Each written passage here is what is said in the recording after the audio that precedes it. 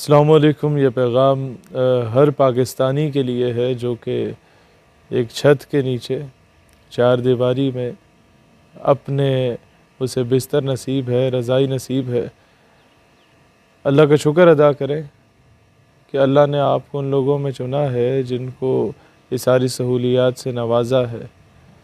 اور آپ سب سے ریکویسٹ ہے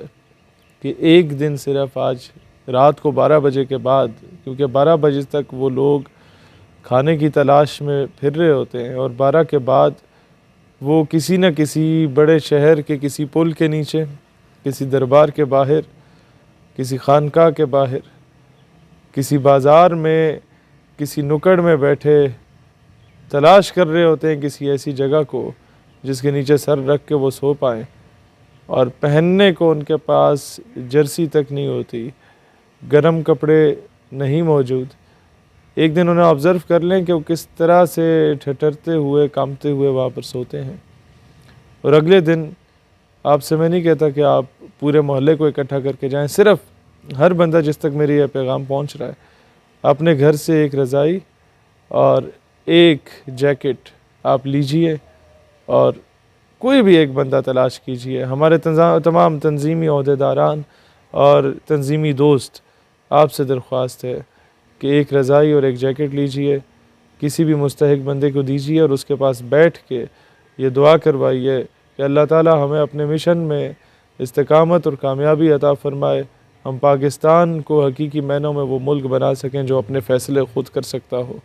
ہم پاکستان کو بیرونی غلامی سے اور بیرونی دباؤ سے آزاد کروا سکیں، اور یقین کریں کہ ان لوگوں کی دعائیں زیادہ لگیں گی بجائے ان لوگوں کے جو جبے اور دستاروں میں بیٹھے ہوتے ہیں، لیکن صحیح وقت کے آنے پر وہ